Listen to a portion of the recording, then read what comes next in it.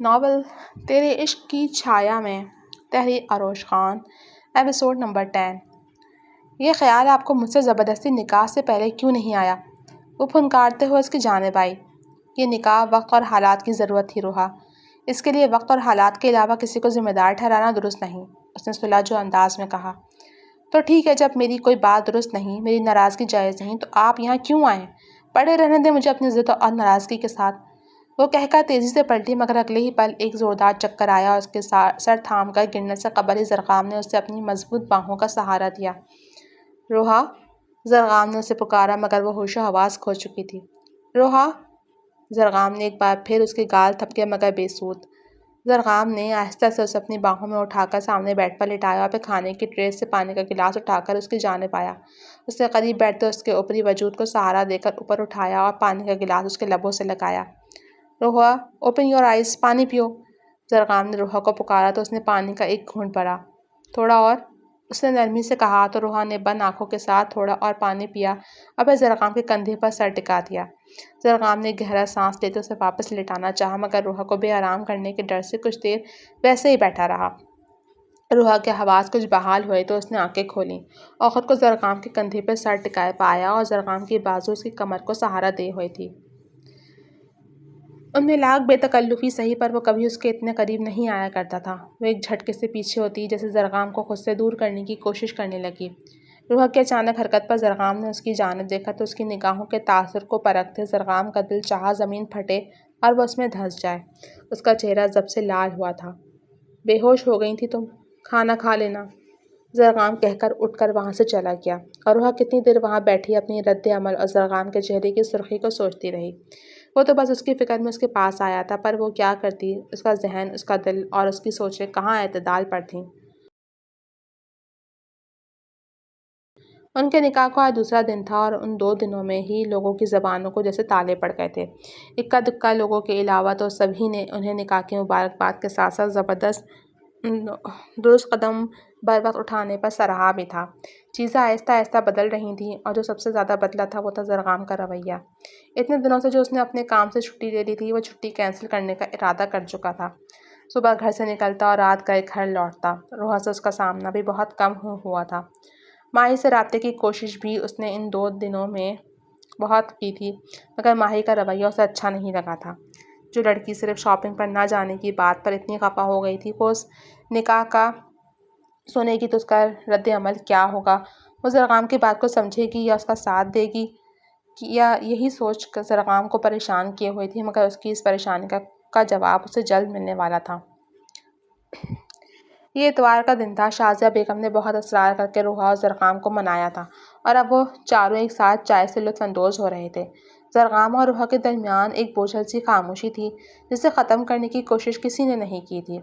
سبھی نے ان کے رشتے کو وقت کے سپرد کر رکھا تھا۔ اس رشتے کا انجام یقیناً وقت خود ہی طے کرنے والا تھا۔ سفیان ہمیشہ کی طرح رونق لگائے ہوئے تھا اور شازیہ اس کا بھرپور ساتھ دے رہی تھی۔ باقی 2 لوگ بھی وہاں موجود تھے، مگر ایک دوسرے کے لیے جیسے غیر موجود۔ وہ چاروں اس وقت باہر بیٹھے تھے۔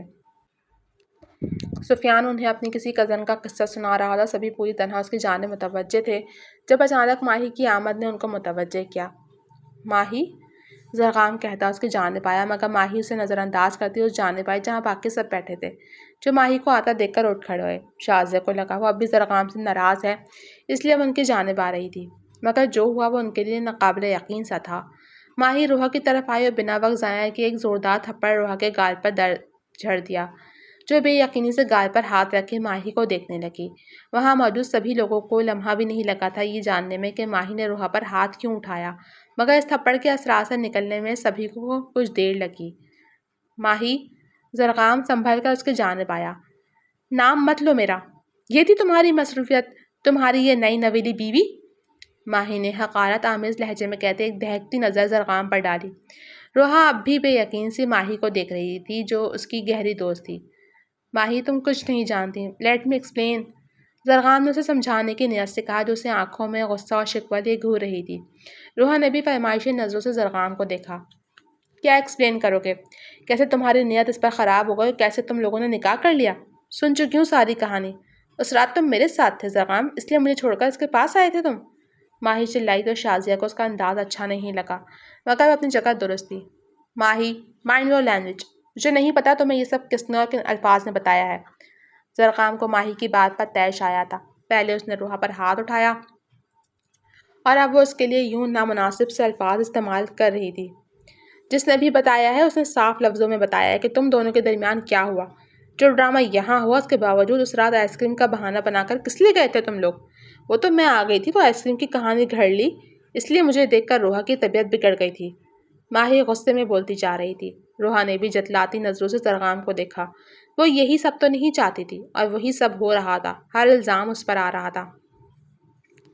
بس ماہی، بنا بھائی کی بات سنے تم بس بولتی جا رہی ہو اور روحا کو اس سب میں قصوروار نہیں ٹھہرا سکتے۔ سفیان نے مداخلت کی تو ماہی طنزیہ مسکراہٹ کے ساتھ سر جھٹک گئی۔ ہاں ماہی بیٹا، یہ سب بس ایک غلط فہمی کے چلتے ہوا ہے، ایک بار زرقام کی سن تو لو۔ شازیہ بیگم نے بھی اسے سمجھانے کی کوشش کی۔ آپ تو رہنے دیں آنٹی، آپ تو ہمیشہ سے یہی چاہتی ہوں گی کہ میرے بجائے یہ آپ کی لاڈلی ہی آپ کی بہو بنے۔ ہو گئی آپ کی خواہش پوری؟ ماہی کا انداز کافی تلخ تھا، جس پر زرقام نے بے یقینی سے ماہی کو دیکھا تو سفیان اور روحا کو بھی اس کا انداز کچھ اچھا نہیں لگا۔ شازیہ تو کچھ نہ بولی مگر زرقام چپ نہ رہ سکا۔ ماہی، تم میری ماما سے کس لہجے میں بات کر رہی ہو؟ وہ جانتا تھا ماہی اس وقت غصے میں ہے، اس کا غصہ جائز تھا، مگر وہ یوں روحا کو قصوروار اور اس کی ماں کے ساتھ بدتمیزی کرنے کی اجازت پھر بھی اسے نہیں دیتا تھا۔ او آئی ایم سو سوری زرقام، پر وہ کیا ہے نا کہ جس لڑکی کو شادی کے ٹھیک 2 مہینے پہلے یہ پتا چلے کہ اس منگیتر نے اپنی ہی کزن سے چھپ کر نکاح کر لیا ہے، اور کزن بھی وہ جسے وہ اپنی بہن کہتا تھا اور جو میری ہی بیسٹ فرینڈ تھی، اسے کیسے لہجے میں بات کرنی چاہیے؟ ماہی کا سوال درست تھا، جس نے زرقام کا غصہ کچھ ٹھنڈا کیا۔ I know this whole situation is messed up, اس لیے پلیز تسلی سے میری بات سن لو۔ زرقام نے اب کی بات سلجھو انداز میں کہا۔ یوں بھی ارد گرد کے چند لوگ اس شور سے متوجہ ہوئے تھے اور اب ان کے گھر کے دروازے پر آئے تھے، جنہیں سفیان نے ٹال کر بھیج دیا تھا۔ اندر چل کر بات کرتے ہیں، زرقام نے کہا اور ماہی کا ہاتھ تھامے اندر لے گیا، جبکہ باقی لوگ کچھ دیر وہیں کھڑے سوچتے رہے کہ انہیں کیا زرقام اور ماہی کو اکیلا چھوڑ دینا چاہیے یا پھر اندر جانا چاہیے۔ آ جائیں آپ لوگ بھی۔ زرقام نے دروازے کے پاس جا کر آواز لگائی تو شازیہ روحا کو ہاتھ تھامے اندر کی طرف چل دیں، جو اندر جانے کو تیار نہ تھی۔ وہ تو وہاں سے بھاگ جانا چاہتی تھی۔ ماہی سے نظریں ملانا اس کے لیے مشکل تھا اور یہ مشکل اس کے لیے زرقام نے پیدا کی تھی۔ کیا کہانی سناؤ گے زرقام؟ اتنے دنوں سے میں تمہارا اکھڑا اکھڑا رویہ برداشت کر رہی ہوں۔ میں تم سب سے پوچھتی ہوں پر مجھے کوئی کچھ نہیں بتاتا، اور اندر ہی اندر تم لوگ نہ جانے کون سی گیمز کھیل رہے ہو۔ وہ تینوں اندر پہنچے جہاں ماہی زرقام سے شکوہ کر رہی تھی۔ کوئی گیم نہیں کھیل رہے ماہی، اس رات پارٹی کے بعد، زرقام نے کہنا چاہا جسے ماہی نے پھر ٹوک دیا۔ اس رات پارٹی کے بعد کی کہانی میں نے سن لی ہے زرقام، بٹ فرینکلی مجھے اس کہانی پر اتنا سا بھی بھروسہ نہیں۔ یہ کیسے تمہیں بلیم کر سکتی ہے؟ کچھ ایسا ویسا۔ پھر سے اپنی توپوں کا رخ روحا کی جانب کرتے ماہی بولی تو سبھی حیران ہوئے۔ جسے وہ اپنی دوست کہتی تھی، جس نے اسے اور زرقام کو ساتھ لانے کی اتنی کوششیں کی تھیں، اسے ہی ماہی بنا سچ جانے قصوروار کہہ رہی تھی۔ شازیہ سے ماہی کا روحا کو قصوروار ٹھہرانا برداشت نہ ہوا۔ کس سے سنا ہے تم نے یہ سب؟ زرقام نے سوال کیا۔ بات یہ نہیں ہے کس نے اور کیوں بتایا، بات یہ ہے کہ اس انجان انسان نے مجھے کیا بتایا جو تم لوگ مجھ سے چھپا رہے تھے، ماہی نے طنزیہ مسکراہٹ کے ساتھ کہا۔ جو ہوا وہ کسی کی سازش، شازیہ کہنے لگیں، جسے ماہی نے اپنی تیز زبان کے چلتے پھر سے ٹوک دیا۔ کیسی سازش آنٹی؟ اور اگر سازش تھی تو اس کا شکار میں کیوں نہیں ہوئی جو اس وقت زرقام کے ساتھ تھی؟ ماہی کی بات پر سفیان نے طنزیہ مسکراہٹ کے ساتھ سر جھٹکا۔ زرقام بے یقین سا ماہی کو دیکھ رہا تھا، جو ہمیشہ والی ماہی سے کچھ الگ ہی لگ رہی تھی، یا پھر شاید پہلی بار وہ اتنے غصے میں تھی اس لیے وہ اسے مارجن دے رہا تھا۔ تمہارے کہنے کا کیا مطلب ہے؟ روحا نے پہلی بار اس گفتگو میں حصہ لیا، جہاں ماہی نہ صرف بے قصور ہوتے بھی اسے قصوروار ٹھہرا رہی تھی، بلکہ ڈھکے چھپے لفظوں میں اس کی نیت پر شک بھی کر رہی تھی۔ مطلب یہ ہے کہ یا تو تم نے زرقام کو ورغلایا، ماہی نے جواباً کہا، اور اب کی بار زرقام نے اس کی بات کو سختی سے کاٹ دیا۔ شٹ اپ ماہی! زرقام کی دہکتی نظریں ماہی پر ٹکی تھیں۔ تم ایسا سوچ بھی کیسے سکتی ہو؟ وہ حد درجے بے یقینی سے بولا۔ مجھے مت چپ کرواؤ زرقام، اور اگر تمہیں پارٹی میں نشہ دیا گیا تھا تو روحا کی جگہ میں یا پارٹی میں موجود کوئی اور بھی لڑکی ہو سکتی تھی، روحا ہی کیوں؟ ماہی نے اپنی بات پر ڈٹے رہتے پھر سے وہی سوال کیا۔ روحا تو بس بے یقینی سے اسے سر ہلاتی رہی۔ روحا کو تو حیرت اس بات پر تھی، اس سب میں ماہی اسے جس انداز میں قصوروار ٹھہرا رہی تھی، اس بارے میں تو کسی نے سوچا بھی نہیں تھا۔ تمہیں پتہ بھی ہے ماہی تم کیا بول رہی ہو؟ سفیان کو بھی ماہی کی بات درست نہ لگی۔ ہاں یہی کہ رات کی تنہائی میں یہ دونوں بہک گئے اور اپنی غلطی کو چھپانے کے لیے سارا ناٹک کر رہے ہیں۔ تبھی تو اس رات گاڑی میں یہ رو رہی تھی جب میں آئی۔ ماہی نے اب کی بات ذرا کھل کر روحا پر الزام لگایا۔ تمہیں کوئی حق نہیں ہے میرے بارے میں ایسی بکواس کرنے کا، روحا نے چلا کر ماہی سے کہا تو جواب بھی اسی انداز میں ملا جس نے روحا کو بے زبان کیا تھا۔ اور تمہیں حق ہے میرے منگیتر سے نکاح کرنے کا؟ ماہی کی پھنکار پر روحا نے شکایتی نگاہ زرغام پر ڈالی۔ یہی چاہتے تھے نا آپ؟ روحا کے نم آنکھوں سے شکوہ کرنے پر زرغام نے بے بسی سے روحا کو دیکھا، یوں جیسے وہ آنکھوں ہی آنکھوں میں اپنی شرمندگی کا اظہار کر رہا ہو۔ وہ جتنا باتوں کو سمیٹنا چاہ رہا تھا سب اتنا ہی الجھتا جا رہا تھا۔ یہ تماشا بند کرو روحا، ماہی ضد ہوئی۔ زرغام کا اب بھی روحا کی فکر کرنا ماہی کو مزید آنکھ لگا رہا تھا۔ ماہی تماشا وہ نہیں تم کر رہی ہو۔ اب کی بار سفیان نے بھی روحا کے حق میں آواز اٹھائی۔ اوہ ہو، یہاں تو سبھی روحا جی کے طرفدار ہیں، میں بھول کیوں گئی؟ ویسے روحا ڈیئر کیسے کر لیا سب؟ زرغام کو تو پھنسا لیا، اب کم سے کم اس کے بھائی کو تو جانے دو۔ زہریلی مسکراہٹ کے ساتھ جو منہ میں آیا کہتے ماہی نے جو بات کی اس نے جہاں روحا کو بے یقینی کی دلدل میں دھکیلا وہیں زرغام کی حرکت نے ان سب کو حیران کیا۔ بے اختیاری میں زرغام کا ہاتھ اٹھا اور ماہی کے گال پر اپنی چھاپ چھوڑتا سبھی کو حیران کر گیا۔ وہاں موجود ہر نفس پر جیسے آسمان آن گرا تھا۔ زرغام جیسا شخص ایسی حرکت کر سکتا تھا یہ کسی کے وہم و گمان میں بھی نہ تھا۔ ماہی تو بے یقینی سے اپنا گال چھوتی زرغام کو دیکھنے لگی۔ پہلے بھی بتایا تھا زرغام سب برداشت کر سکتا ہے پر اپنی فیملی کے خلاف کچھ الٹا سیدھا نہیں سن سکتا۔ دانت پیستے اس نے کڑے ضبط کے پہرے اپنے اوپر بٹھا کر کہا، ورنہ روحا کے متعلق ماہی کی باتیں اس کے ذہن میں کسی تازیانے کی طرح بج رہی تھیں۔ کن پٹی پر ابھری رگیں اور انگارے اگلتی آنکھوں سے دیکھ وہاں سب کی بولتی بند ہو گئی تھی۔ ماہی نے ایک زہریلی نگاہ روحا پر ڈالی، اس کے لب کپ کپا رہے تھے۔